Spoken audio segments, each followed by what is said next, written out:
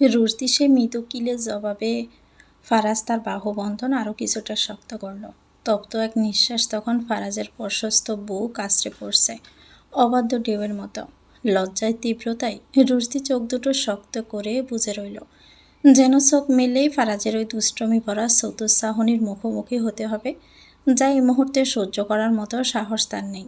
ফারাজ আলতো করে ঠোঁট চুইয়ে দিল রুশদির মসৃণ কপালে, তারপর ফিসফিসিয়ে বলল, আমার উপর থেকে রাগটা এবার কমেছে তো, নাকি অভিমানী বউয়ের রাগ ভাঙাতে ক্যাপ্টেন খানকে আরও কিছুটা পরিশ্রম করতে হবে?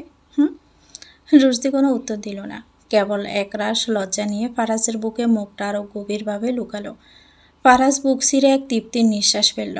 রুশদিকে নিজের অস্তিত্বের সাথে নিবিড়ভাবে জড়িয়েই একসময় বুঝে এলো তার চোখের পাতা। গত 3 দিনের অবিরাম ক্লান্তি আর রাতের এই মধুশ্রান্তি মিলে তাকে এক গভীর শান্ত ঘুমের দেশে নিয়ে গেল। ভোরের স্নান আলো যখন জানালার সূক্ষ্ম পর্দা গলে ঘরের ভিতর এসে পড়ল, তখন ফারাজের প্রথম ঘুম ভাঙল। ভোরের সে আলো আধারিতে রুশদির ঘুমন্ত শান্ত মুখখানা দেখে তার ঠোঁটের কোণে এক সিলতে প্রশান্তির হাসি ফুটে উঠল।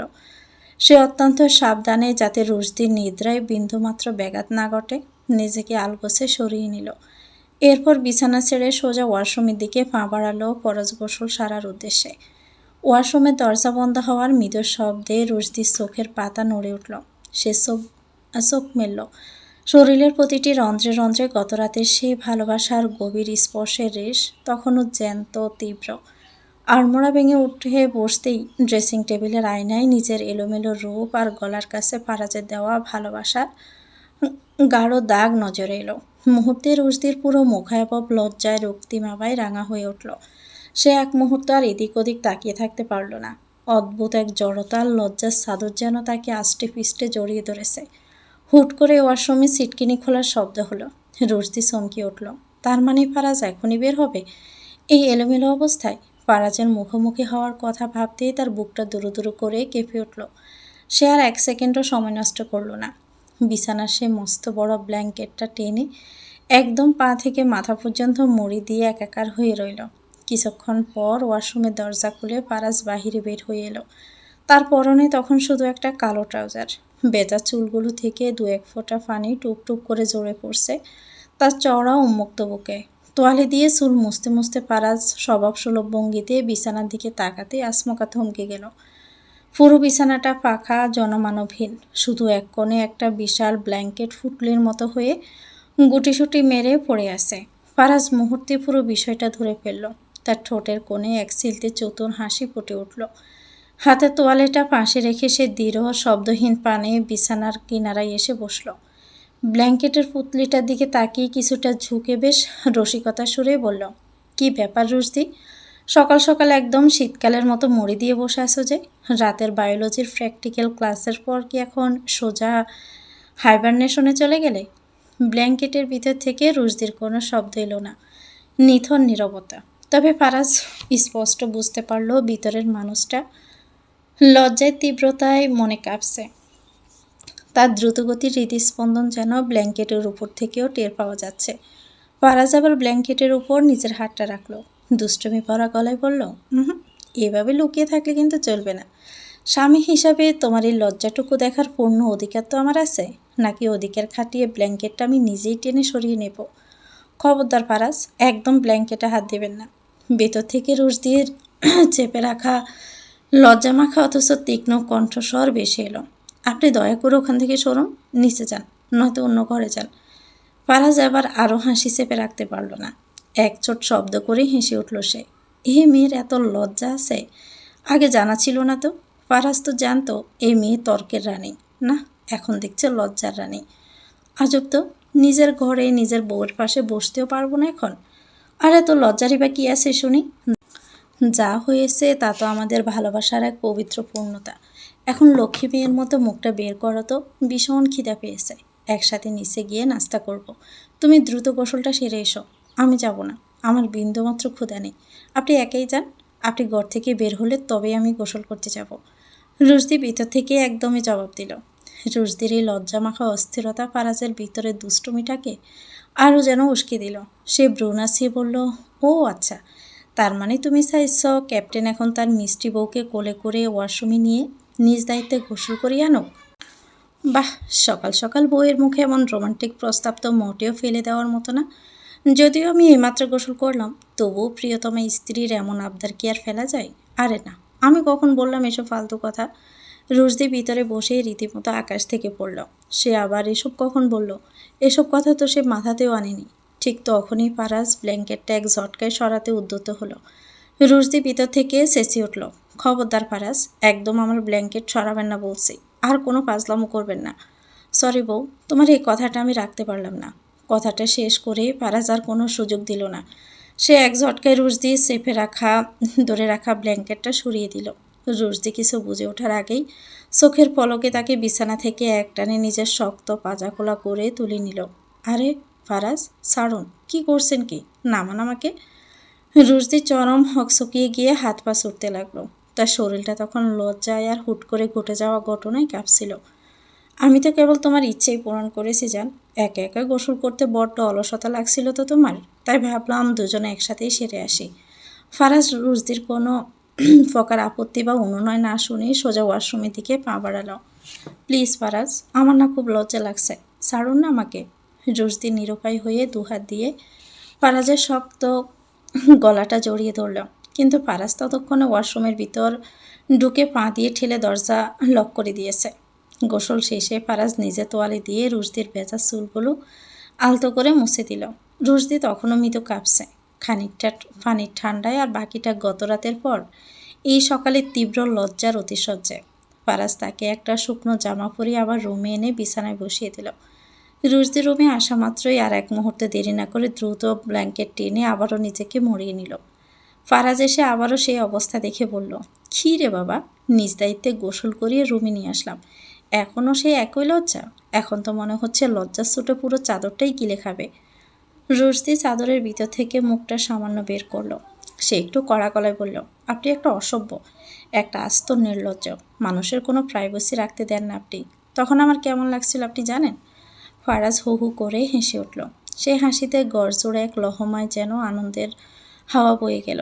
সে বিছানার কাছে এসে রুশদির উপর কিছুটা ঝুঁকে পড়ে চোখের দিকে তাকিয়ে বলল, বউয়ের সাথে নিজের ভালোবাসার অধিকার খাটানো যদি নির্লজ্জ হওয়া হয়, তবে আমি প্রতিদিন প্রতি মুহূর্তে এমন নির্লজ্জ হতে রাজি। আর শোনো রুশদি, কাল রাত থেকে আজ সকাল পর্যন্ত যা যা হলো, তারপরও যদি তোমার এত লজ্জা থাকে, তবে তো আমার পুরো জীবনটাই তোমার এই লজ্জা ভাঙাতে ভাঙাতেই কেটে যাবে। সো নিজে থেকে আবার লজ্জাটা ভাঙো। আপনি যাবেন এখান থেকে? রুশদি চাদরটা আরও টেনে নাক মুখ কুঁচকে বলল, এসব মিষ্টি নাটক এবার বাদ দাও তো শোনো, আর চলো না নিচে, খুব ক্ষুধা লেগেছে। ফারাজ তার হাত ধরে টানলো। আপনি কি পাগল হয়েছেন? আপনার মাথা ঠিক আছে? আমি এই অবস্থায় নিচে সবার সামনে যাব কি করে? হ্যাঁ, হোয়াট হ্যাপেন অ্যাগেন? রুশদি আর নিজেকে সামলাতে পারল না। এবার চাদরটা শরীর থেকে সরিয়ে নিজের পশা গাড় আর গলার একপাশ ফারাজের চোখের সামনে তুলে ধরল। সেখানে গত রাতের ভালোবাসার গাঢ় রক্তিম গভীর কিছু চিহ্ন স্পষ্ট হয়ে রাজত্ব করছে। রুশদি বলল, এই দেখুন, এসব স্পষ্ট দাগ নিয়ে আমি বাড়ির সবার সামনে কিভাবে মুখ দেখাবো? হ্যাঁ, কী ভাববে তারা? ফারাজ আবার রুশদির গলা সে দাগগুলোর দিকে তাকালো। তার নিজেরই তৈরি করা সেই ভালোবাসার গভীর চিহ্নগুলো দেখে তার ঠোঁটের কোণে এক সিলতে দুষ্টমি ভরা হাসি ফুটে উঠল। সে কিছুটা অপ্রস্তুত হওয়ার ভান করে নিজের গাড় চুলকালো। তারপর আমতা আমতা করে বললাম, ওই কনসিলার না ফাউন্ডেশন কি বলে না, ওগুলো দিয়ে নাও, নয়তো ওড়না দিয়ে মাথা ঢেকে রাখো, শেষ সমস্যার সমাধান। শাহনাজ সিফাত কাউকে কিছু না বলে আবারও ক্লাব থেকে বাসায় এসেছে। সিফাত অবশ্য ক্লাবে না থেকে সরাসরি নিজের বাড়ির পথ ধরেছে। মন্ত্রীপুত্রের তকমা থাকায় ক্লাবে ওদের খাতিরটাই আলাদা। শুধু প্রভাব খাটানোই নয়, প্রয়োজনে মোটা অঙ্কের টাকাও ঢালতে হয় ওদের ক্লাবে। বিনিময়ে ক্লাবে অন্যদের তুলনায় ওদের সুযোগ সুবিধা আকাশ ছোঁয়া। নিজেদের মতো থাকা, আলাদা সুযোগ সুবিধার আড়ালে সব অনিয়ম ঢাকা পড়ে যায়। এই যেমন মাদকাসক্ত সিফাত, মেডিকেল টেস্টেই যার বাদ পড়ার কথা ছিল, সে আজ অনায়াসে জাতীয় দলের খেলোয়াড়। একেই বলে টাকার জোর। অথচ কত ভালো ভালো প্লেয়ার হারিয়ে যাচ্ছে এসব টাকার জোরওয়ালা মানুষদের জন্য। সিফাতদের মতন ওদের তো আর বড়লোক মামা খালু নেই, যারা ওই ভালো প্লেয়ারদের জন্য সুপারিশ করবে। এই দুর্নীতির জন্যই আজ আমাদের দেশের স্পোর্টসগুলো আজও এতটা পিছিয়ে।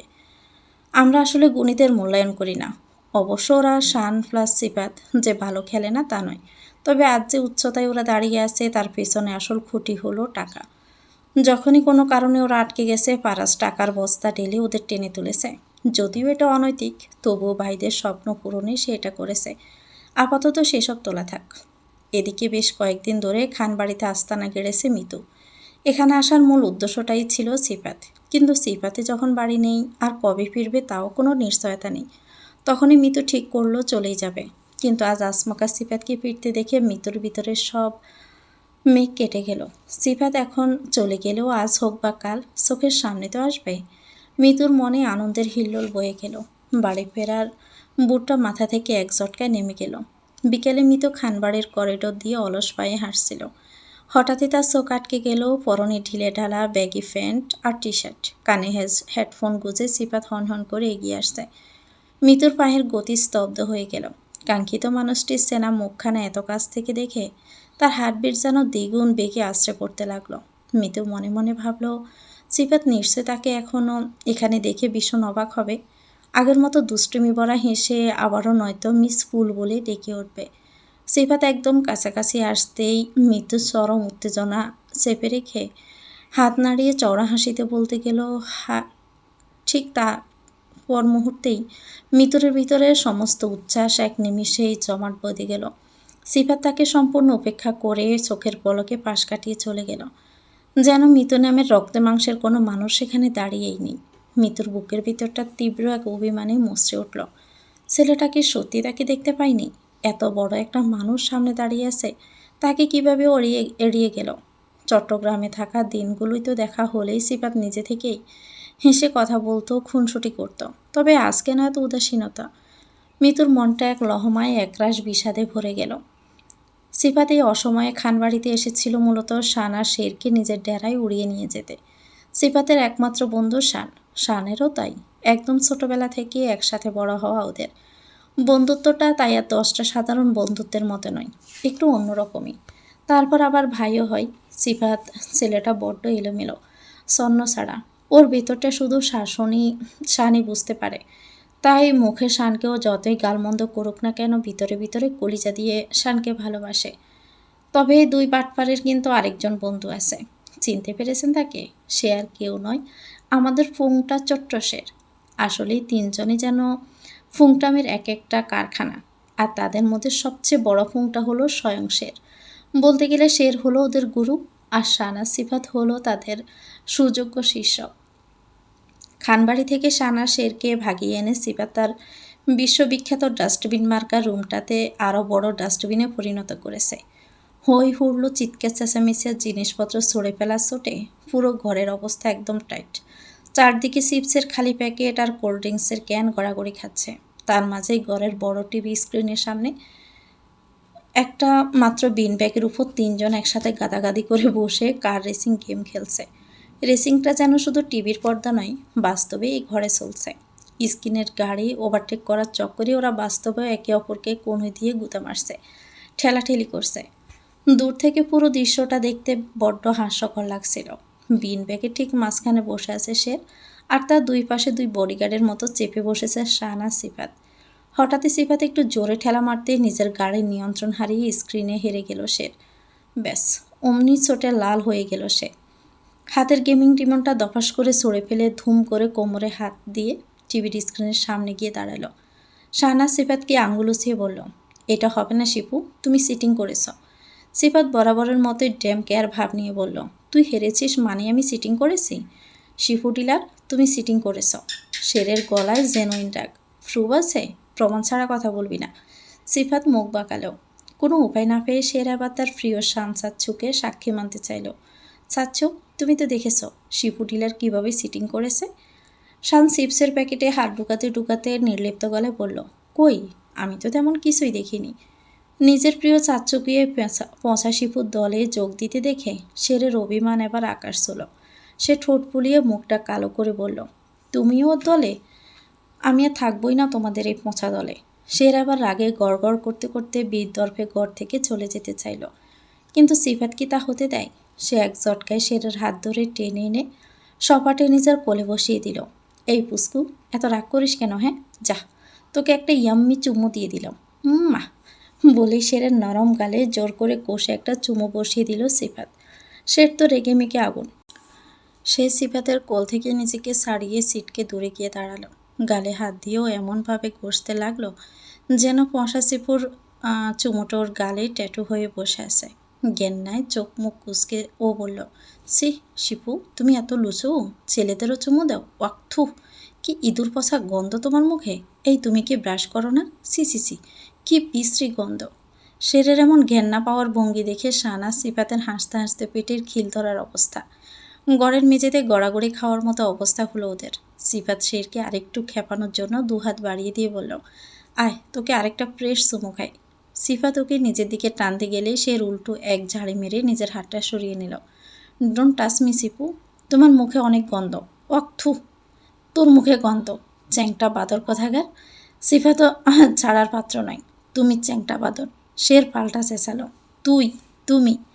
এদের দুইজনের কান ফাটানো চেঁচামেচিতে শানের মাথার পোকা নড়ে উঠল।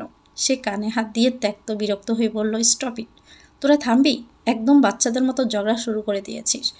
সিফাত শানের দিকে তাকিয়ে শেরকে দেখিয়ে বলল, এই শান, এই 2 ফুটের ক্যাসেটটাকে তোর কোন দিক থেকে বড় মনে হয় শুনি? এটা একটা বাচ্চা। শেরকে কেউ বাচ্চা বললে ওর আত্মসম্মানের চরম আঘাত লাগে। ওকে বাচ্চা নাকি? ওকে এখনো ফিটার খায়? শের বুক ফুলিয়ে কড়া গলায় বলল, শিপুর বাচ্চা শিপু, তুমি বাচ্চা, আমি অনেক বড়। তাই নাকি রে? 2 দিন আগেও যে আমার চোখের সামনে ন্যাংটো হয়ে ঘুরতি সেটা মনে নেই? প্যান্টের ভিতরে মুতু করে দিছিস, হাগু করে দিতিস। একবার তো হাগু করে সেটা আবার বসে বসে খাচ্ছিলি তুই। সিফাতের মুখে এমন গোপন ও লজ্জাজনক কীর্তির কথা শুনে শের তো রাগে ক্ষোভে একদম অগ্নিশর্মা হয়ে উঠল। ছোটবেলা সে হাগু খেয়েছিল? এমন অপবাদও কোনোভাবেই মেনে নিতে পারল না। শের কি আর দমে যাওয়ার পাত্র? সেও কোমরে হাত দিয়ে বলল, আমি তোমার ছোটবেলার ল্যাংটা ছবি দেখেছি বুঝলে, দাদু আমাকে দেখিয়েছে। তুমি তো ছোটবেলায় এই শান সাচ্চুর মুখে মুতু করে দিয়েছিলে। আমি সব জানি। এই হাগুমুতুর মহাযুদ্ধের মাঝে শান কোত্থেকে ভেসে গেল, ও নিজেও বুঝতে পারল না। সিফাতুর মুখে মুতু করে দিয়েছিল? এটা আবার কবেকার ইতিহাস? শান বিষম খেয়ে চেঁচিয়ে উঠল, এইসবে আমার নাম আসলো কোত্থেকে শুনি? তোরা হাগুমুতু খাচ্ছিস খা, কিন্তু এরই মধ্যে আমার নাম কেন জড়াচ্ছিস? সিফাত সুযোগ বুঝে শানকে আরেকটু উস্কানোর জন্য ঠোঁট টিপে দুষ্ট হেসে বলল, কী রে শান, আমার মুতুর ফ্লেভার কেমন ছিল রে বন্ধু? সিফাত। শান আবার দাঁত কিরমির করে গড়ছে উঠল। শানকে পছানোর এমন মোক্ষম সুযোগ পেয়ে শেরও কেন বাদ যাবে? সে সিফাতের কথার তাল মিলিয়ে বলল, অনেক গন্ধ ছিল তাই না চাচ্ছু? শান আবার শেরের দিকে তাকিয়ে চোখ রাঙিয়ে বলল, শের, তুই আবার শিপুর দলে চলে গেলি? এই শিপু না মাত্রই তোকে নিয়ে এতগুলো পচা কথা বলল। কথাটা শুনে শেরের হঠাৎ হুঁশ ফিরল। তাই তো, সে কিভাবে তার প্রিয় চাচ্চুর বিপক্ষে যায়? সে তক্ষণই ডিগবাজি খেয়ে শানের পাশে এসে দাঁড়ালো। কোমরে হাত দিয়ে শানের পক্ষ নিয়ে বেশ ভাব ধরে সিফাতকে হুমকি দিল, শিফু, তুমি যদি আমার চাচ্চুকে নিয়ে আর একটাও পচা কথা বলো, তোমার খবর আছে বলে দিলাম। চ্যাংটা বাদর কোথাকার, তোর হুমকিতে আমি ভয় পাই নাকি? বেশি বাড়াবাড়ি করলে একদম কমোডি ঢুকিয়ে ফ্লাশ করে দিব। সিফাত মুখ ভেঙালো, দাঁড়াও, দেখাচ্ছি তোমাকে মজা। বলে সে সিফাতকে সাহায্য করার জন্য হন্য হয়ে আশেপাশে কিছু একটা খুঁজতে লাগলো। বাড়ি কিছু না পেয়ে হাতের কাছে পেল অর্ধেক খালি একটা কোকা কলার বোতল। বোতলের সিপিটা খুলে চোখের পলকে পুরো কোকটা ঢেলে দিল সিফাতের গায়ের উপর। সিফাত আর শান দুজনেই আটকে উঠে বিন ব্যাগ থেকে লাফিয়ে উঠল। সিফাত আবার শেরকে মজা দেখানোর জন্য ক্ষিপ্ত হয়ে কিছু একটা খুঁজতে লাগলো। হাতের কাছে পাওয়া একটা কুশন ও সপাটে ছুঁড়ে মারল শেরের মুখ লক্ষ্য করে। শের সিফাতের বিছানার উপর উঠে পড়ল। সেখান থেকেও আরেকটা কুশন তুলে নিয়ে পুরোপুরি গায়ে জোরে ছুঁড়ে মারল সিফাতের দিকে। সিফাতও দমে না গিয়ে পাল্টা কুশন ছুঁড়ল, কিন্তু আবার নিশানা ভুল হয়ে সে কুশন সোজাসুজি লাগলো শানের মুখে। শানের মুখে চিপস ছিটকে পড়ল মেঝেতে। সে তো চুপচাপ চিপস খেতে খেতে এদের যুদ্ধ দেখছিল। ব্যাস, যুদ্ধের তৃতীয় পক্ষ আবার ময়দানে নেমে পড়ল। শান প্রতিশোধ নিতে আরেকটা বড় বালিশ টেনে নিয়ে সিফাতের দিকে ছুঁড়ে মারল। এভাবেই দেখতে দেখতে চিপসের প্যাকেট, কোল্ড ড্রিঙ্কসের ক্যান, কুশন আর বালিশ ছোড়াছুড়ি পুরো রুম একটা আস্ত যুদ্ধক্ষেত্রে পরিণত হয়ে গেল।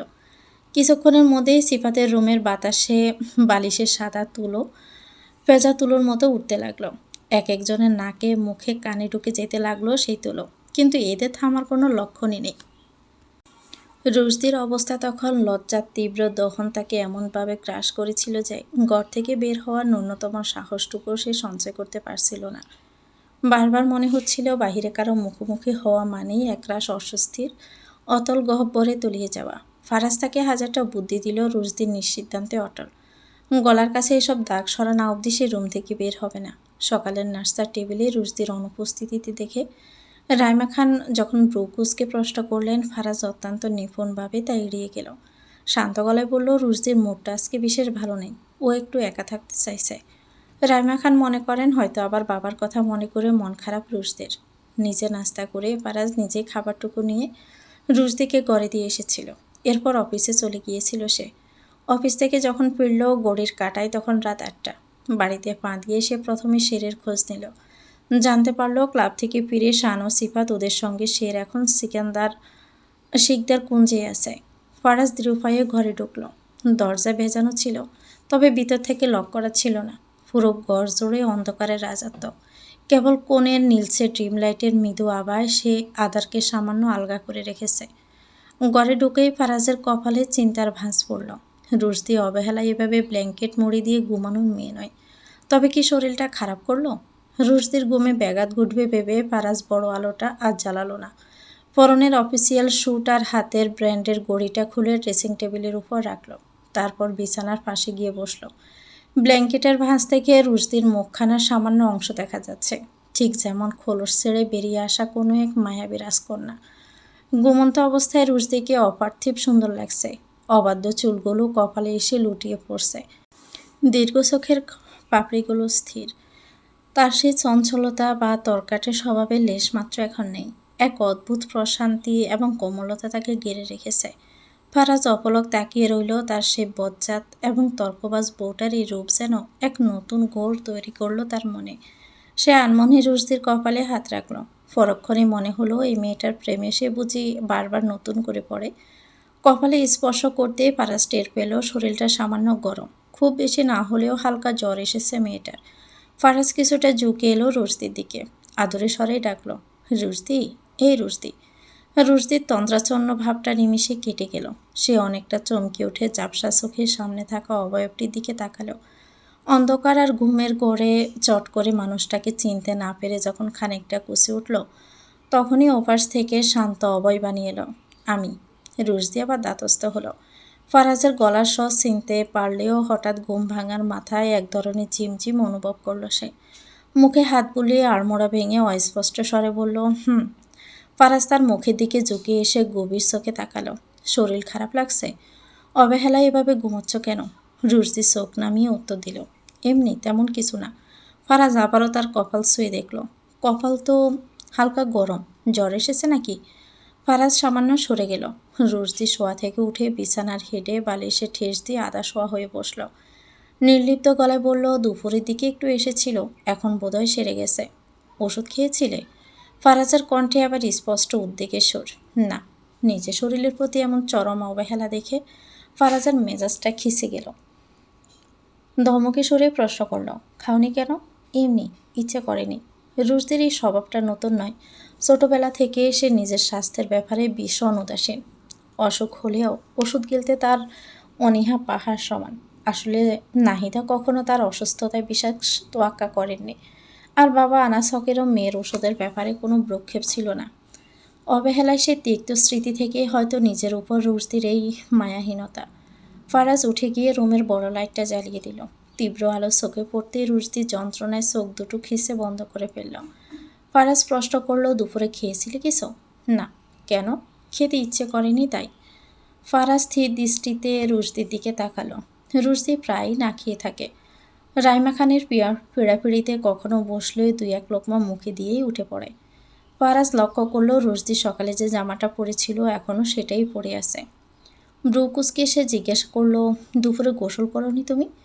রুশদি ব্ল্যাঙ্কেটটা গায়ের উপর আরেকটু টেনে নিয়ে বলল, জ্বরের কারণে শরীরটা ঠান্ডা হয়ে আসছিল, তাই আর করিনি।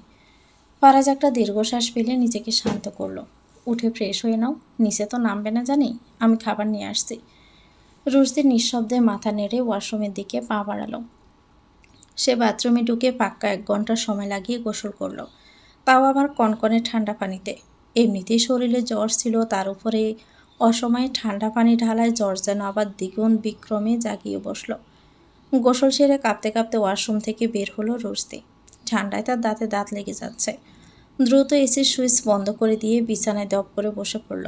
ফারাজ রুমে ঢুকে রুশদির ভেজা চুল আর কাঁপাকাঁপি দেখে নিজের রাগ আর নিয়ন্ত্রণ করতে পারল না। তবে সেই রাগটা ভিতরে চেপে সে থমথমে গলায় বলল, কে বলেছিল এই অবস্থায় পাকনামি করে এতক্ষণ গোসল করতে? এখন বসে কাঁপছে। রুশদি থরথর করে কাঁপছে। কথা বলার মতো শক্তিটুকু যেন তার পুড়িয়ে আসছে। ফারাজ দ্রুত ফ্রেশ হয়ে একটি আরামদায়ক টি শার্ট আর ট্রাউজার পরে নিল। এরপর বাসার কাজের লোক দিয়ে আনানো খাবার নিয়ে বসলো। বিছানার পাশে বসে এক লোকমা ভাত রুশদির মুখের সামনে ধরতেই সে মুখ ফিরিয়ে নিয়ে পিস পিস করে বলল, আমি খাবো না। ফারাজ এবার আর নরম থাকলো না। কঠোর গলায় শাসন করে বলল, কানের নিচে তুই একটা বসিয়ে দিলে তখন সব ফালতু কথা মুখ দিয়ে বের হবে না। দুপুরেও খাওনি, এখনও খাবে না। এই খালি পেটে ওষুধ খাবে? শরীর যে জ্বরে পড়ছে সে খেয়াল আছে? একদম কথা না বাড়িয়ে চুপচাপ খেয়ে নাও রুশদি, আমাকে রাগিও না। অযথা তর্ক করার মতো শক্তি বা মানসিক অবস্থা কোনোটাই রুশদির নেই। তাই সে বাধ্য মেয়ের মতো ফারাজের হাতের খাবারটুকু খেয়ে নিল। খাওয়ার পর ওষুধ গিলতে একটু আপত্তি করতে চেয়েছিল, কিন্তু ফারাজের তীক্ষ্ণ চাহনি আর হুঙ্কারে সেই সুযোগও মিলল না। খাওয়া শেষে এক মুহূর্ত দেরি না করে সে বালিশে মাথা রাখল। শরীরটা আজ বড় বেশি কাহিল লাগছে। রুশদি ঘুমিয়ে পড়লে ফারাজের ঘরের বড় আলোটা নিভিয়ে ডিম লাইটের নেলসে আবার জ্বালিয়ে দিল। টেবিলে ল্যাপটপ নিয়ে বসল সে। অফিসের কিছু কাজ বাকি ছিল। কাজ শেষ করতে করতে ঘড়ির কাঁটায় তখন রাত 1টা। দীর্ঘক্ষণ একনাগাড়ে বসে থাকায় শরীরটা আড়ষ্ট হয়ে গেছে। আড়মোড়া ভেঙে সে উঠে এসে বিছানায় গেল। মাঝে কয়েকবার উঠে রুশদির জ্বর পরীক্ষা করছিল সে। এখন আর তেমন উত্তাপ নেই শরীরে, তবে জ্বরের ঘোরে রুশদি একদম জড়সড় হয়ে পা গুটিয়ে শুয়ে আছে। ফারাজ দৃঢ় পায়ে শুয়ে তাকে আলতো করে নিজের বুকের সঙ্গে জড়িয়ে নিল। তন্ত্রাচ্ছন্ন রুশদি হঠাৎ এ বাহুবন্ধনে সজাগ হয়ে উঠল। গুমকাতর কণ্ঠে অস্পষ্ট স্বরে ডাকল, ফারাজ। ফারাজ তার কানের কাছে মুখ নিয়ে চাপা স্বরে বলল, ইয়েস মিসেস খান। রুশদি সামান্য নড়ে চড়ে উঠে বলল, ছাড়ুন প্লিজ, এমনিতে সারা শরীরে বড্ড ব্যথা। ফারাজের ঠোঁটে তখন এক সিলতে দুষ্টমির হাসি। সে কানে কানে বলল, জানি তো, তোমার এই ছোট্ট শরীরটা সারফারাজ খানের লোড নিতে পারেনি, তাই তো এই অবস্থা। অন্ধকারেও ফারাজের কথায় রুশদি শিউরে উঠল। চোখ দুটো বড় বড় করে সে তাকালো। লজ্জায় তার গাল দুটো রক্তিম হয়ে উঠল। অন্ধকারে সবটা স্পষ্ট না হলেও ফারাজ টের পেল তার বউয়ের আড়ষ্টতা। রুশদি কৃত্রিম রাগ দেখিয়ে বলল, সবসময় ফালতু কথা বলবেন না তো, এমনি আমার জ্বর এসেছে। ফারাজ আবার হেসে ফেলল, বউ আমার ভাত খাই সুজি না, সব আমি বুঝি। ভেবেছিলাম আজকে একটু আদর করব তোমাকে, কিন্তু তুমি তো প্রথম রাতেই কাহিল হয়ে পড়লে। আমার আশা আর পূর্ণ হলো না। রুশদি আবার মরিয়া হয়ে তাকে ঠেলে সরানোর চেষ্টা করলো। এই ছাড়ুন তো আমাকে, চুপচাপ ঘুমান, নিজে ঘুমান আর আমাকেও শান্তিতে ঘুমাতে দিন। রুশদি ফারাজের বাহুডোর থেকে নিজেকে ছাড়িয়ে নিতে চাইলে ফারাজ তাকে আরও নিবিড়ভাবে জড়িয়ে ধরল। গভীর স্বরে বলল, এত অস্থির হচ্ছ কেন? নাকি কালকের ঘটনার লজ্জাটা এখনও কাটাতে পারোনি বলে দূরে থাকতে চাইছ? রুশদি অসহায়ের মতো বলল, উফ, আপনি কি একটু চুপ থাকবেন? ফারাজ আবার একটু নরম হলো। আচ্ছা, শরীরটা এখন কেমন, ভালো লাগছে? রুশদি শান্ত হয়ে ভাবলো লোকটার বোধহয় পাগলামি একটু কমেছে। মৃদু স্বরে জবাব দিল, জ্বর আর নেই। কিন্তু ফারাজের দুষ্টুমি যেন শেষ হওয়ার নয়। সে আসমকা রুশদির গলার বাজে মুখ ডুবিয়ে আলতো এক চুমু খেয়ে পিস পিস করলো, তবে কি আজকেও একটু আদর করা যায় তোমাকে? রুশদি আটকে উঠে বলল, না, একদম না, দূরে যান আপনি। ফারাজ মুখ তুলে কৌতুকের চলে বলল, স্বামী কি এভাবে না করছো? জানো তো, অবাধ্য স্ত্রীকে সকাল হওয়া পর্যন্ত ফেরেশতারা অভিশাপ দেয়। রুশদি দমে গেল। কথাটি সে আগে শুনেছে, কিন্তু জ্বরের কারণে শরীরের এই প্রচণ্ড ব্যথা। ফারাজের সামান্য স্পর্শ যেন ব্যথার শরীরে কাটার মতো বিচ্ছে। রুশদিকে এভাবে চুপসে যেতে দেখে ফারাজ শব্দ করে হেসে উঠল। তাকে নিজের বুকের সাথে সঙ্গে সজোরে মিশিয়ে নিয়ে বলল, ঠিক আছে, এত ভয় পেতে হবে না, আজ না হয় আদর নাই করলাম, এসো গল্প করি। রুশদি অবাক হয়ে তাকালো, কি গল্প? I love you. রুশদি স্তব্ধ হয়ে গেল। কোনো উত্তর এলো না তার ঠোঁট ছেড়ে। ফারাজ হালকা অভিমানের সুরে বলল, এই খাটো পটল, তুমি কি আমায় একটুও ভালোবাসো না? কোনো দিন তো আমায় লাভ ইউর উত্তর দিলে না। রুশদি আবার অন্ধকারে একটু হাসল। নিজে দুহাত দিয়ে ফারাজকে জড়িয়ে ধরল সে। মাথা উঁচু করে ফারাজের কানের কাছে মুখ নিয়ে জীবনের শ্রেষ্ঠ স্বীকারোক্তিটা দিল। আই লাভ ইউ টু, শেরের পাপা। আপনার এই খাটো পটলও আপনাকে খুব ভালোবাসে। ফারাজ বিস্ময় মেশানো আনন্দ নিয়ে বলল, কাকে ভালোবাসো বললে? শেরের পাপাকে। সেটা তো আমি। তাহলে আপনাকেই ভালোবাসি। ফারাজ একরাশ তৃপ্তি নিয়ে হেসে উঠল। রুশদিও সেই হাসিতে যোগ দিল। শরীরটা একটু ব্যথা করলেও রুশদি আজ নিজেকে আলগা করল না। উল্টো জিজ্ঞেস করলো, আচ্ছা আপনি আমার প্রেমে ঠিক কবে পড়েছিলেন? আমি তো তোমার প্রেমে পড়িনি রুশদি। ফারাজের উত্তাল জবাব। তাহলে বিয়ে করলেন কেন? ফারাজ তার কপালে গভীর এক চুম্বনীকে দিয়ে বলল, আমি তোমার প্রেমে পড়িনি, সরাসরি ভালোবেসে ফেলেছিলাম।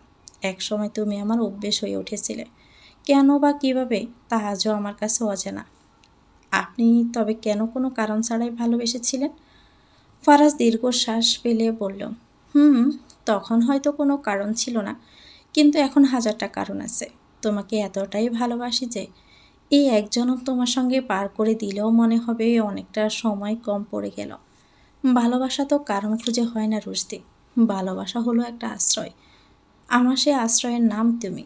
তোমার এই পাগলামি, এই জেদ সবটুকু নিয়েই তুমি আমার পূর্ণতা। বিশ্বাস করো, কোনো এক কঠিন মুহূর্তেও তোমার প্রতি আমার এই ভালোবাসা এক বিন্দুও কমবে না। রুশদি ফারাজের বুকের উপর মাথা রেখে পরমাবেশে শুয়ে আছে। বাইরে জানালা দিয়ে আসা ছাদের ম্লান আলোয় ঘরের আলো অন্ধকার যেন এক মায়াবী রূপ ধারণ করেছে। চারপাশটা একদম নিচম, কেবল গড়ির টিকটিক শব্দ আর দুইজনের হৃদস্পন্দন শোনা যাচ্ছে। হঠাৎই রুশদি খুব নরম স্বরে প্রশ্ন করল, এত কেন ভালোবাসেন আমায়? ফারাজও চুলে আঙ্গুল ডুবিয়ে দিয়ে শান্ত গলায় জবাব দিল, কারণ তুমি আমার। আচ্ছা ক্যাপ্টেন, আমি কেমন? রুশদি আবার ফারাজের চোখের দিকে সরাসরি তাকিয়ে জিজ্ঞেস করল। ফারাজ একটু সময় নিল, তারপর গভীর চোখে রুশদির চোখের মণি দুটোতে দৃষ্টি নিবদ্ধ করে বলল, আমার জন্য তৈরি নারীকে মন্দ বলি কী করে রুশদি?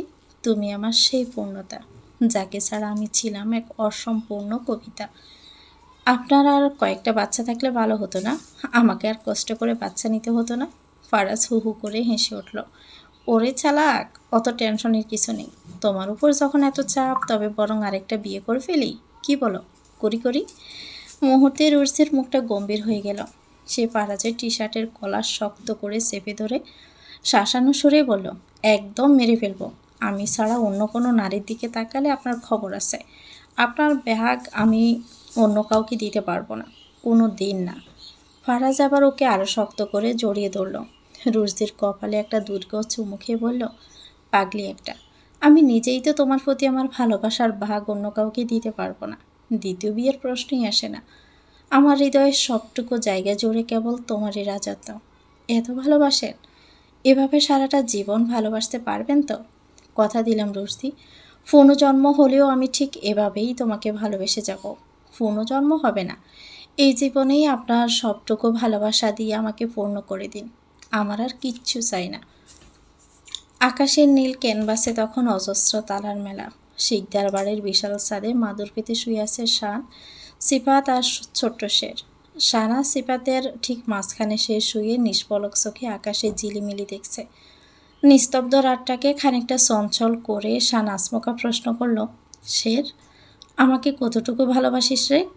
শের এক মুহূর্ত দেরি না করে শানকে জড়িয়ে ধরল। আদো আদো গলায় বলল, মমার পাপার পর তোমাকেই সবচেয়ে বেশি ভালোবাসি চাচ্ছু। You R my hero. শেরের মুখে এমন স্বীকৃতির পর শানের বুকটা গর্বে ভরে উঠল।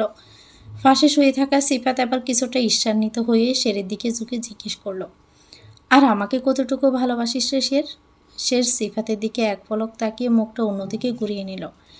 স্পষ্ট স্বরে বলল, তোমাকে আমি একটু ভালোবাসি না। I hate you Shipu dealer. তুমি দেখতে একদম সাদা হাঁসের মতো। শেরের মুখে এমন কথা শুনে শান বিজয়ের হাসি হাসল এবং ওকে আরও নিবিড়ভাবে জড়িয়ে ধরল। সে নিজের সফলতায় নিজেই মজা পেয়ে হিহি করে হেসে উঠল। সরাসরি মুখের উপর এমন অপমান সইতে না পেরে সিফাত এক ঝটকায় শোয়া থেকে উঠে বসল। চিৎকার করে বলল, এই চ্যাংটা বাদর, কি বললি তুই? আমাকে সাদা হাঁসের মতো দেখতে? শান পাশ থেকে পড়ন কেটে বলল, আরে তুই খেপছিস কেন? ও তো তোকে কত সুন্দর একটা নাম দিয়েছে, সাদা হাঁস। বেশ তো মানিয়েছে তোকে। সিফাত রাগে গজগজ করতে করতে বলল, তাহলে তোকেও আমি এ নামিয়ে ডাকবো। ডাকুক না। শান হাসি মুখে শেরকে বলল, শের, তুই আমাকে সাদা হাঁস ডাকবি, ঠিক আছে? শের মাথা নাড়িয়ে বলল, ওকে চাচ্চু। সিফাত এবার শেরকে পটাতে গিয়ে বলল, শের, আমাকেও ওরকম সুন্দর কোনো নামে ডাকবি তো? সে তৎক্ষণাৎ চেঁচিয়ে উঠল, শিপু ডিলার, শিপু ডিলার। সিফাত রাগে দাঁত গিরমির করে বলল, পাজির হাঁটি, চ্যাংড়া বাদর একটা। শের আবারও জোরে বলল, শিপু ডিলার। শের শানের সব কথা এক কথায় শুনলেও সিফাত কিছু বললেই সেটা কানে তোলে না। শানের সঙ্গে শেরের সম্পর্কটা একদম বাবা ছেলের মতোই অটুট। আর সিফাতের সঙ্গে যেন জন্মান্তরের আদায় কাজ কলাই সম্পর্ক। সারাক্ষণ দুজনেই টম অ্যান্ড জেরির ঝগড়া লেগেই থাকে। সিফাতও নাছরবান্দা, সবসময় ওর পিছনে লেগে থাকে। তবে শের মুখে যাই বলুক না কেন, সিফাতকে কিন্তু শের মনে মনে ঠিকই পছন্দ করে, শুধু সিফাতের সামনে সেটা কখনো স্বীকার করে না। ভোরের আজানের সুমধুর সুর কানে আসতে রুশদির তন্দ্রা ছুটে গেল। চোখ মেলতে নিজেকে আবিষ্কার করলো ফারাজের বাহু বন্ধনে। এক প্রকার বন্দি অবস্থায় রুশদির ঠোঁটের কোণে মৃদু হাসির রেখা ফুটে উঠল। মাঝে মধ্যে ভাবলে বড় অবাক লাগে, সে এখন বিবাহিত, তার একজন স্বামী আছে, 5-6 বছরের একটা চঞ্চল ছেলে আছে, আগলে রাখার মতো এক সাজানো সংসার। জীবনটা কতটা আমূল বদলে গেছে তার। আগে যা দিন কাটতো আগুনের পাশে রান্নাঘরের ব্যস্ততায়, এখন তাকে খাবারটুকু নিজের হাতে বেড়ে দিতে খেতে হয় না। তার উপর বাড়ির প্রতিটি মানুষের উপচে পড়া ভালোবাসা তো আছেই। কোথাও একটা পড়েছিল, যে মেয়ে বাবার বাড়িতে সুখ পায় না, তার সুখ হয় শ্বশুর বাড়িতে। রুশদি আজ তার জীবন্ত প্রমাণ। ফারাজের শান্ত মুখখানার দিকে অপলক তাকিয়ে রইল রুশদি। লোকটা কি অগোর শান্তিতে তাকে জড়িয়ে ধরে ঘুমাচ্ছে। রুশদি ভাবল, এই মানুষটাকে সে কিনা বিয়ের সময় কতবার ফিরিয়ে দিতে চেয়েছিল, অথচ এমন জীবনসঙ্গী কি আর কখনো তার কপালে জুটত? রুশদি আনমনে ফারাজের মাথার চুলে বিলি কেটে দিতে লাগলো। লোকটার সব কিছুই তার পছন্দ, শুধু এই ক্লিন শেভ লোকটা সে একদম নিতে পারে না। সামান্য দাড়ি রাখলে ওকে যে কি মারাত্মক সুন্দর দেখাতো, তা যদিও বুঝতো। রুশদি মনে মনে হাসল। এরপর একদম গোপনে, অত্যন্ত সন্তর্পণে স্বামীর কপালে আলতো করে নিজের উষ্ঠ ছোয়াল, যাতে ঘুমের ঘোরে ফারাজ টেরও না পায়। হঠাৎ রুশদির মনে হলো আজ ফজরের নামাজটা পড়া দরকার। অনেকদিন ফজরের সময় তার উঠা হয় না। সেই ভেবে শোয়া থেকে উঠতে গেলে বিপত্তি বাঁধল। ফারাজের লোহার মতো শক্ত বাহুডোর থেকে নিজেকে মুক্ত করা যেন অসম্ভব হয়ে উঠল। দস্তাদস্তি করে হাত সরাতে গেলেই ফারাজ জেগে গেল। ঘুম জড়ানো ভারী কণ্ঠে সে বিড়বিড় করল, এত নড়াছড়া করো না তো রুশদি, চুপচাপ ঘুমাও। রুশদি নিচু স্বরে বলল, নামাজ পড়বো, আমাকে ছাড়ুন এখন। অন্য সময় হলে ফারাজ হয়তো কোনোভাবেই তাকে ছাড়তো না, কিন্তু নামাজের কথা শুনে সে আলগা করে দিল বাহুবন্ধন। রুশদি যাওয়ার আগে ফারাজকে উঠতে বলল নামাজের জন্য, কিন্তু সে পাশ ফিরে শুয়ে রইল। রুশদি আর জোর করল না। দৃঢ়পায়ে উঠে উঁচু স্বরে সে পবিত্রতার চাদরে নিজেকে মুড়িয়ে ফজরের সালাত আদায় করতে দাঁড়ালো। মিতু নিজের জন্য বরাদ্দ করা গেস্ট রুমের বিছানায় নিথর হয়ে শুয়ে আছে। সারা রাত কান্নায় তার চোখের পাতাগুলো ফুলে ভারী হয়ে উঠেছে। সহজ সরল মনের মেয়ে সে। সিফাতের এই এড়িয়ে যাওয়া বা উদাসীনতা তার কোমল মনে প্রচণ্ড আঘাত লেগেছে। সকালে যখন খান পরিবারের সবার সাথে সে নাস্তার টেবিলে বসলো, রুশদি বোনের চোখের কোণে লেগে থাকা বিশ্বাসটুকু ঠিকই লক্ষ্য করলো। তবে সবার সামনে কোনো অপ্রীতিকর প্রশ্ন করে তাকে আর বিব্রত করলো না। সকাল করাতেই শিকদার বাড়ি থেকে সানরে এলো। শেরের স্কুল আছে, ক্লাস মিস হওয়া মানেই শের তো বটেই, এমনকি সানদেরও ফারাজের কাছে বকা শুনতে হবে। এদিকে সিফাত খানবাড়ির লনের দোলনায় একা বসে মনোযোগ দিয়ে ফোন টিপছে। মিতু দূর থেকে ওকে দেখে বুকটা দুরু দুরু করে উঠল, কিন্তু মনের টান উপেক্ষা করতে না পেরেই দৃঢ় পায়ে ওর দিকে এগিয়ে গেল। সিফাত ফোন থেকে চোখ তুলে তাকাতে মিতুকে দেখল, কিন্তু তার চোখে মুখে কোনো বিশেষ আনন্দের ঝিলিক দেখা গেল না। আসলে চট্টগ্রাম যাওয়ার পর নিছক সময় কাটানোর জন্য সে মিতুর সঙ্গে একটু একটু ফ্লার্ট করেছিল, কিন্তু মিতু যে এতটা সাদাসিধে যে ব্যাপারটাকে সিরিয়াসলি নিয়ে তাকে ভালোবেসে বসবে, তা সিফাতের ভাবনারও বাহিরে ছিল। মিতুর লাজুক হাবভাব দেখে সিফাত আবার একটু প্রশ্রয় দিল। তার কাছে এমন বোকাশোকা মেয়েদের সঙ্গে কথা বলতে মন্দ লাগে না। হেই মিস ফুল, তুমি ঢাকা কবে আসলে? সিফাতের কণ্ঠে সে চিরচেনা মাদকতা। মিস ফুল সম্বোধনটা কানে যেতে মিতুর বিষণ্ণ মনটা যেন শরতের মেঘের মতো এক লহমায় হালকা হয়ে গেল। জড়তা কাটিয়ে বলল, অনেকদিন আগেই এসেছি, বসো এখানে। সিফাত দোলনার পাশের ফাঁকা জায়গাটুকুতে বসার ইশারা করলো। মিতু একটু ইতস্ত করলো, যদিও বসার সময় শরীরে কোনো অংশ সিফাতের সঙ্গে লেগে যায়। সেই সংকোচ দেখে সিফাত হেসে বলল, হে মিস, লজ্জা না পেয়ে বসো তো। এটা তোমাদের গ্রাম না যে কেউ কিছু বলবে। এখানে সবাই চিল। মিতু খুব সাবধানতার সঙ্গে দূরত্ব বজায় রেখে দোলনার কোনায় বসলো। সিফাত ফোনটা পাশে রেখে দোলনার উপর হাত এলিয়ে আয়েশ করে বলল, যেন আমার না শ্যামলা মেয়ে ভীষণ পছন্দের, ঠিক তোমার মতো। মিতু বিস্ময় আর লজ্জায় রাঙা হয়ে নিচু স্বরে বলল, সবার তো পশা মেয়েই পছন্দ হয়। সিফাত ওর দিকে তাকিয়ে বাঁকা হাসলো। সবাই তো আর আমার মতো নয়। আমি তো নিজেই পশা। আমার লাগবে শ্যামলা। আসলে পশা স্কিন এখন বড্ড কমন, জাস্ট বোরিং। আমার কাছে শ্যামলা মেয়েদের ম্যাজিকটাই আলাদা। You know, it's like dark chocolate, একটু ক্লাসি, একটু ডিফারেন্ট, আর ভীষণ অ্যাডিক্টেড। তোমার এই স্কিন টোনটাই তোমাকে একদম ইউনিক করে তোলে মিস ফুল। এই এক মুহূর্তের প্রশংসায় মিতুর বুকের ভিতরটা উলট পালট হয়ে গেল। গত রাতের জমানো সব অভিমান, চোখের জল আর একাকিত্বের কষ্ট এই কথাতেই কর্পূরের মতো উড়ে গেল। সে মাথা নিচু করে ওড়নার কোনো আঙ্গুলে জড়াতে লাগলো। লজ্জায় তার কান দুটো যেন ঝাঁঝা করছে, অথচ বাস্তবতাটা ছিল ভিন্ন। সিফাত আদত প্রচণ্ড সৌন্দর্য পূজারী। মফস্বল বা গ্রামের সাধারণ মেয়েদের দিকে সে ফিরেও তাকায় না। কিন্তু মিতুর সঙ্গে সে যেন কিভাবে এভাবে নিয়মিত প্লাট করে যাচ্ছে তার সঠিক কারণ নিজেই সিফাত জানে না। ওদের এভাবে বসে থাকতে দূর থেকে দেখলে সিফাতের মা সানজানা খান ফারাজ আজ আবার ট্রিপ পড়েছে। রুশদি মাঝে মধ্যে অবাক হয়ে ভাবে, লোকটা কি অতি মানব। নিজের বাবা শেহজাদ খানের বিশাল বিজনেস সাম্রাজ্য সে একাই সামলায়, আবার এর মাঝে পাইলটের কঠিন পেশাটাও দিব্যি চালিয়ে যাচ্ছে। একটা মানুষ একই সাথে এত কিছু কিভাবে সামাল দেয়, তার রুশদির সাধারণ বুদ্ধিতে কুলায় না। গত 2 দিন শেরের সাথে দেখা হয়নি। ফুসকুটা আশেপাশে না থাকলে গড়টা বড্ড খালি খালি লাগে, প্রাণহীন মনে হয়। মৃত্যুর সাথে কিছুক্ষণ গল্পগুজব সেরে রুশদি নিজের পড়ার টেবিলে গিয়ে বসলো। অনেকদিন পর আজ তিথির কল এসেছে। বিয়ের পর আগের মতো আড্ডা দেওয়া হয় না। কলেজে সেই সোনালি দিনগুলো এখন কেবল স্মৃতি। তিথির সাথে কথা শেষ হতে না হতে স্কুল থেকে ফিরল সে। ঘরে ঢুকতে একলা ফেসে রুশদির কোলে ছড়ে বসল। রুশদি ওর ঘাম ভেজা মুখটা মুছে দিয়ে বেশ কটা আদুরে চুমু খেল।